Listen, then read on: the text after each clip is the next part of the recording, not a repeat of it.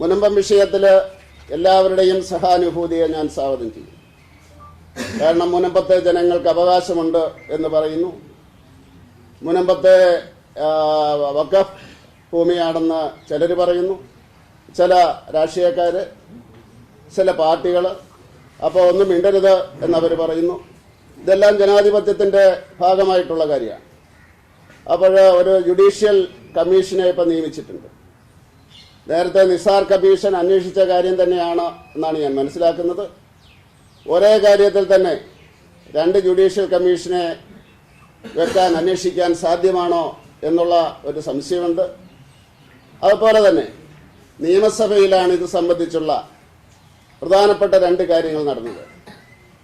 ആ നിയമസഭയുടെ നടപടിയിൽ ജുഡീഷ്യൽ കമ്മീഷൻ ഇടപെടാൻ സാധിക്കുമോ എന്നൊരു സംശയമാണ്, എളിയ ഒരു സംശയമാണ് എനിക്കുള്ളത്. 2022 ഡിസംബർ മാസത്തിൽ ഇപ്പോഴത്തെ മന്ത്രി തന്നെ, ന്യൂനപക്ഷ മന്ത്രി തന്നെ, ആ നിയമസഭയിൽ മുനമ്പത്തെ ഭൂമി വഖഫ് ഭൂമിയാണ് എന്ന് പ്രഖ്യാപിച്ചിട്ടുണ്ട്. അത് തെറ്റാണെങ്കിൽ തിരുത്താൻ ഞാൻ തയ്യാറാണ്. കാരണം നിയമസഭയിൽ നടന്ന കാര്യമാണ്. നിയമസഭയിൽ നടന്ന കാര്യത്തെപ്പറ്റി പുറത്ത് തെറ്റായിട്ട് പറയാൻ സാധ്യമല്ല.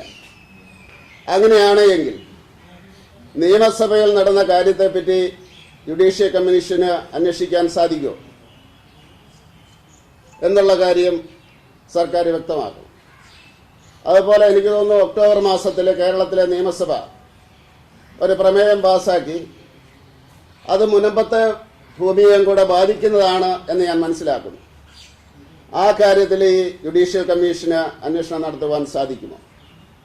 സ്വാഭാവികമായിട്ടും അന്വേഷണ കമ്മീഷന്റെ റിപ്പോർട്ടിനെ ചോദ്യം ചെയ്യാനുള്ള അവസരം ഉണ്ടാക്കി കൊടുത്തുകൊണ്ട് തന്നെയല്ലേ കമ്മീഷനെ നിയമിച്ചത് എന്നുള്ള കാര്യത്തിൽ സംശയമുണ്ട്.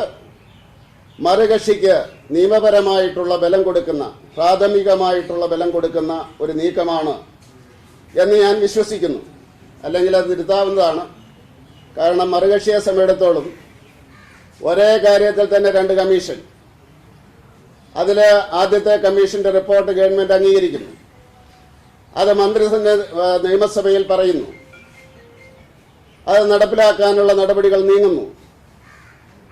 അപ്പോഴേ വേറൊരു കമ്മീഷനെ വെക്കുന്നു. ആ കമ്മീഷൻ അന്വേഷിച്ചിട്ട് വേറൊരു റിപ്പോർട്ട് കൊടുത്തു കഴിഞ്ഞാൽ അത് അംഗീകരിക്കുവാൻ സാധിക്കുമോ? മാത്രമല്ല, ജൂറിസ്ഡിക്ഷൻ ഉണ്ടോ? നിയമസഭയുടെ കാര്യത്തിൽ സുപ്രീം കോടതിക്ക് പോലും ഇടപെടാൻ സാധിക്കില്ല എന്നാണ് ഞാൻ മനസ്സിലാക്കിയിരിക്കുന്നത്. ഞാൻ പഠിച്ച നിയമത്തിൽ അങ്ങനെയാണ് പറയുന്നത്. നിയമനിർമ്മാണ സഭയുടെ കാര്യത്തിൽ സുപ്രീം കോടതിക്ക് പോലും ഇടപെടാൻ സാധിക്കില്ല എന്നുള്ളതാണ്. അതുകൊണ്ട് എനിക്ക് അഭ്യർത്ഥിക്കാനുള്ള ആ പാവ മനുഷ്യരെ കബളിപ്പിക്കരുത്. അവരെ സഹായിക്കാൻ വേണ്ടി ആര് മുന്നോട്ട് വന്നാലും തീർച്ചയായിട്ടും സഹായിക്കാൻ ഞാൻ കൂടെ ഉണ്ടാവും. പക്ഷെ അവരെ കബളിപ്പിക്കരുത്, വഞ്ചിക്കരുത്. അങ്ങനെ രാഷ്ട്രീയ കളിക്കുള്ള ഒരു അവസരമാക്കിയത് മാറ്റരുത് എന്നാണ് എനിക്ക് പറയാനുള്ളത്. തീർച്ചയായിട്ടും ഞാൻ വീണ്ടും എടുത്തു പറയുന്നു, ഞാൻ ആ മുനമ്പത്തെ ജനങ്ങളുടെ ഭരണഘടനാ അവകാശങ്ങൾ നിലനിർത്തുന്നതിന് വേണ്ടി പടപൊരുതുക തന്നെ ചെയ്യും, കേന്ദ്ര ന്യൂനപക്ഷ സഹമന്ത്രി എന്ന രീതി.